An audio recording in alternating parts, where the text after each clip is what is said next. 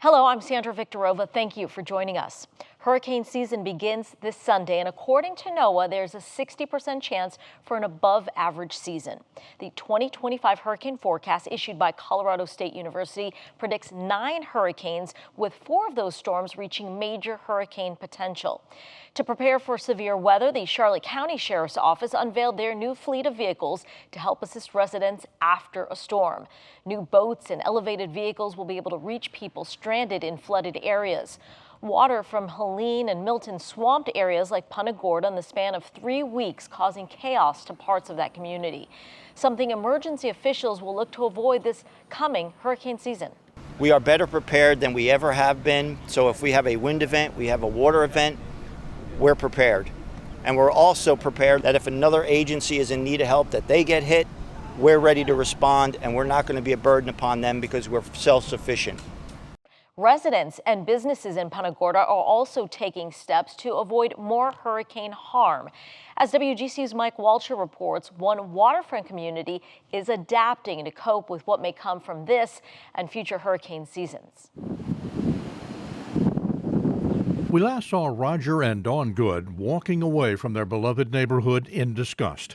Milton's surge of 8 to 10 feet inundated their home of 40 years. Helene had flooded the place just before that. The morning after showed Milton destroyed the Goods' belongings and vehicles and left foul-smelling muck churned up from the bottom of the Gulf. So we have to make a decision. Do we try to recoup it one more time, or is it the end of our Punta Gorda? Today, the Goods are overjoyed to be back, living on their landscape property. The inside of the bungalow, built around 1950, has been dried, cleaned, and remodeled.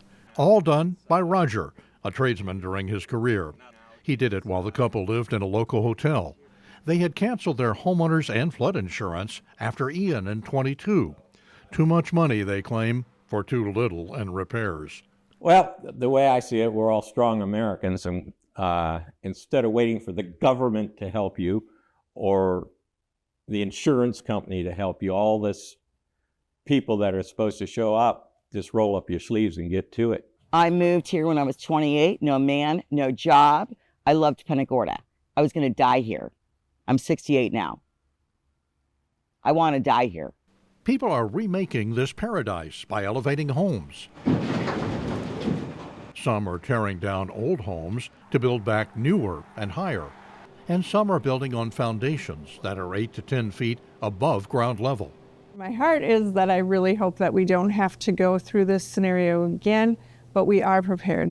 Interim City Manager Melissa Reichert says Punta Gorda installed TideFlex backfill structures under some downtown and nearby streets. That was 17 years ago. Some valves are 12 feet in diameter. Each is supposed to let water flow out of the drainage system and not allow high water to push back in. A city official says corroded valves could have made flooding worse, so the city is spending $31,000 to hire divers to go into the drainage system and check those valves.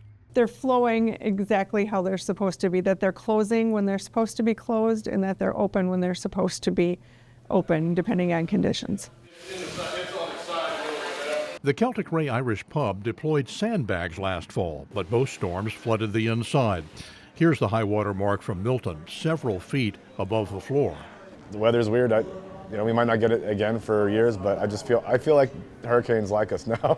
The owners say they may have a company install movable steel barriers. They would block the front of the building to hopefully stop the next surge.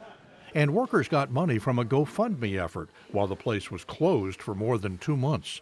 Yeah, this town, this community is great. Everybody always comes together and stuff like this. That's one thing that we can count on. The city says it is clearing all drains and using cameras to inspect pipes.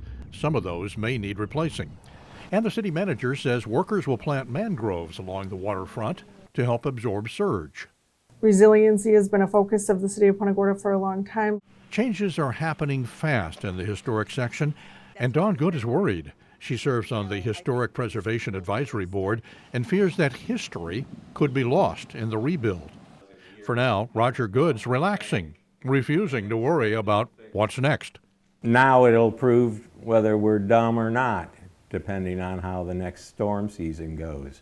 If a storm hits north of us, we're in trouble. If it hits south of us, we're fine. For WGCU News in Punta Gorda, I'm Mike Walcher. Thanks for watching. We've got more great content for you, from news to the arts to the environment. So be sure to like and subscribe to WGCU's YouTube channel and follow us on our social media platforms for the stories that matter to you.